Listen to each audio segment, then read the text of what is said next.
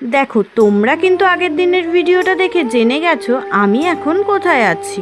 আজ যারা ভিডিওটা দেখোনি জানো না তাদের জন্য বলে দিই, আমি এখন আছি মামের বাড়িতে। আজকে মামের বাড়িতে সারাদিন কিভাবে কাটালাম সেটাই আজকে তোমাদের সাথে আমি শেয়ার করব। দেখো সকাল সকাল তো আমি ঘুম থেকে উঠে পড়েছি, আর ঘুম থেকে উঠেই সবার আগে কিন্তু আমি স্নান করে নিয়েছি। আর সকাল সকাল স্নান করলে দেখবা শরীরটা কিন্তু একদমই ফ্রেশ লাগে। যেহেতু আমি অটো করে এসেছি সেহেতু কিন্তু প্রচুর ধুলো আমার চুলে চলে গিয়েছে, আর তাই তো পরের দিন সকাল হতে না হতেই আমি আগে কিন্তু শ্যাম্পু করে নিয়েছি। আচ্ছা জানো তো আমার না প্রচুর হেয়ার ফলস হচ্ছে। কি দিলে বলো তো মাথায় একটু হেয়ার ফলস কম হবে? দাঁড়াও তাহলে তোমাদেরকে দেখাই, নয়তো তোমরা নাও বা বিশ্বাস করতে পারো। এই যে দেখতে পাচ্ছ আমার হাতে এতখানি হেয়ার ফলস হয়েছে। আর তাছাড়াও দেখো আমার কিন্তু যখনই চুল আঁচড়ানো হয় তখনই এতখানি করে হেয়ার ফলস হয়। দেখো দেখে কিন্তু বোঝা যাচ্ছে আমার মাথায় কিন্তু একদমই চুল নেই, আর টাকলু হতে কিন্তু আমার বেশি দেরিও নেই। আর তাই তো হেয়ার ফলস কি করে কমবে সেটা যদি তোমাদের কারোর জানা থাকে অবশ্যই আমাকে একটু কমেন্টে জানিও। আর মেয়েদের কিন্তু চুলেই সৌন্দর্য, আর সেখানে যদি আমার চুল উঠেই যায় তাহলে আর সৌন্দর্য কোথা থেকে আসে? এমনিতেও কিন্তু দেখতে খুব একটা ভালো না, তারপরে যদি চুল না থাকে কেমন লাগবে আমাকে তোমরাই বলো। নাও বাপু অনেক কথা বললাম, তোমাদের যদি জানা থাকে কোনটাতে হেয়ার ফলস কমাবে অবশ্যই জানিও। এবার না হয় আমি অন্য কথাতে যাই। চুল টুল আসছে আমি কিন্তু একদম সিঁদুর আর টিপ পরে নিলাম। আর মেয়ে থেকে বউ হয়ে ওঠার এটাই হলো মূল সৌন্দর্য। বেশি কিছু না, দেখবে একটু সিঁদুর পরবে আর একটা সুন্দর করে টিপ পরবে, আর কিছুই তোমার সাজতে হবে না, দেখবে তোমাকে কতটাই না সুন্দর লাগে।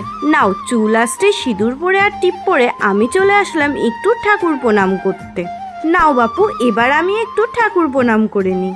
দেখো ঠাকুর প্রণাম করে আমি কিন্তু চলে এসেছি চা মুড়ি খেতে। সকালবেলা কিন্তু আমি শুকনো মুড়িই খাই। আর দেখো লিকা চা আর শুকনো মুড়ি, যাতে আমার সারাদিন কোনো রকম কোনো গ্যাস না হয়, কারণ আমার কিন্তু প্রচুর গ্যাসের প্রবলেম। আর মামের বাড়িতে এসে শুধু খাওয়া, ঘুম আর শোয়া এই করতে করতে আমার কিন্তু আরও বেশি পরিমাণে গ্যাস হয়ে যাচ্ছে, কারণ হাঁটা চলা কিন্তু একেবারেই নেই।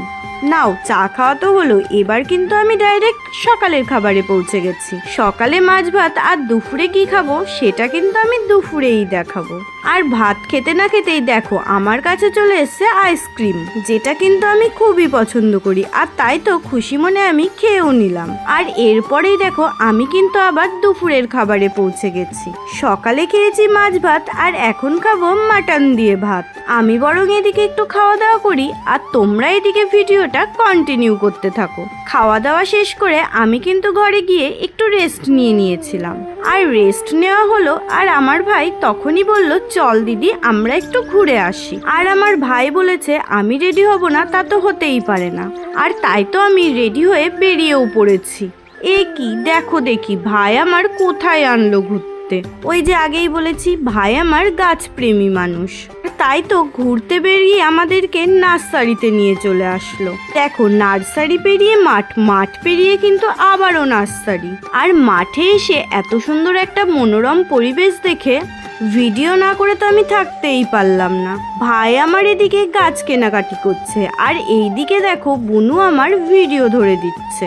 আমার এই ভিডিও কিন্তু ইনস্টাগ্রামে আর ফেসবুকে আগেই পোস্ট হয়ে গিয়েছে। ব্লগগুলো আমার এডিট করে ছাড়তে একটু দেরি হয়ে যায়, তাই তো শর্ট রিলসগুলো আমি আগেই পোস্ট করে দিই। দেখো অনেক তো হলো গাছ নেওয়া, আর অনেক তো হলো ভিডিও করা, এবার না হয় বাড়ি যাওয়া যাক। আমি কিন্তু স্কুটি চালাবো বলে সবার আগে চলে এসেছি, কিন্তু দুঃখের কথা ওই যে আমি তো স্কুটি চালাতেই পারি না। দেখো তারপরে কিন্তু আমরা 3 ভাই বোন মিলে বেরিয়ে গেলাম। বেরিয়ে আমরা একটু রাস্তার ধারে এসেছি। রাস্তায় এসে কিন্তু আমরা আবারও একটু ভিডিও আর ফটো তুলে নিলাম।